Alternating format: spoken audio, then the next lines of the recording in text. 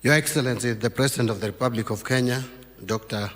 William Samoei Ruto, the Deputy President, Speaker of the National Assembly, and the other distinguished guests, ladies and gentlemen, good morning once again. Your Excellency, I am glad to be standing here today during this significant milestone that transcends the operationalization of a piece of legislation or just being a key statistics to our body of laws. This is a clear demonstration on the government's commitment in setting our country's sustainable economic foundation and ensuring that we have a nation that stands on stability, that stands on fairness, and which is offering equal opportunities to its people.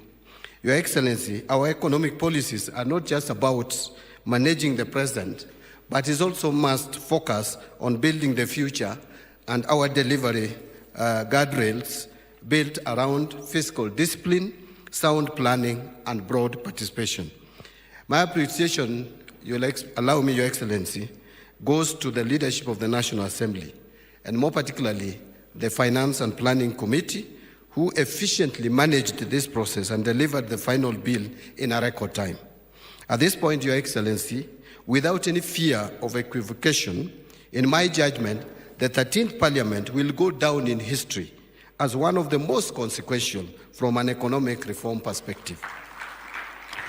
In just 3 years, Your Excellency, the House has managed to deliver precedent-setting pieces of economic governance legislation.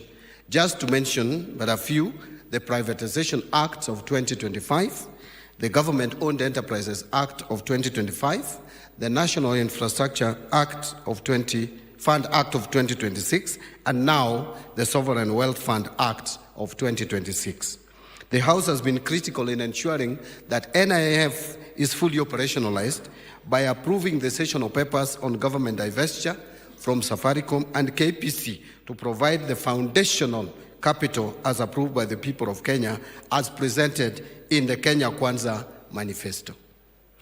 Your Excellency, when I make reference towards actualization of the Kenya Kwanza Manifesto, many people find me as a man at odds. And at times, they refer to me as the biblical Saul.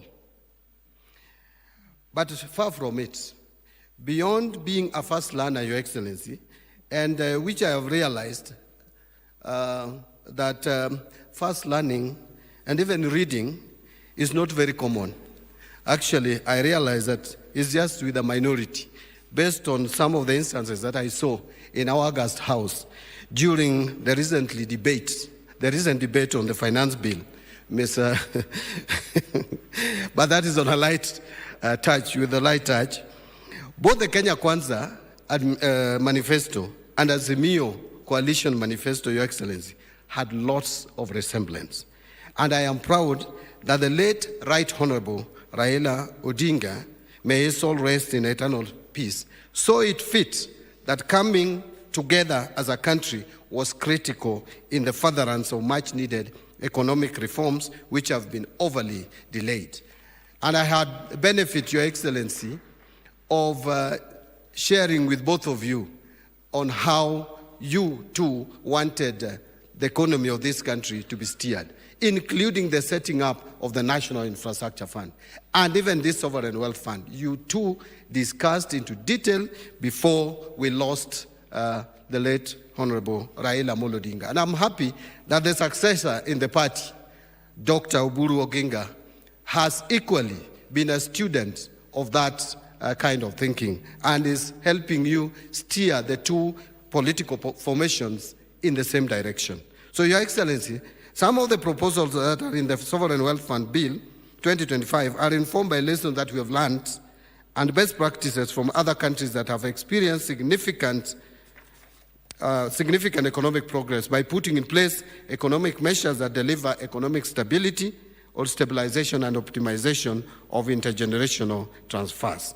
We studied successful models just to give assurance to the public from jurisdictions including Norway, Singapore, which I cannot even forget, Saudi Arabia, Botswana in Africa, Nigeria, Kuwait, Qatar, among others.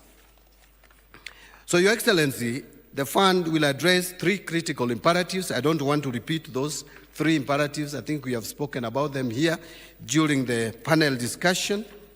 I just want to mention that from a governance perspective, very robust governance framework has been inbuilt into this act to ensure that its operations are fiscally prudent, subject to the Auditor General, Controller of Budget, Cabinet, and the National Assembly oversight, and guided by the National Treasury's financial assessment, thereby by reinforcing transparency and accountability.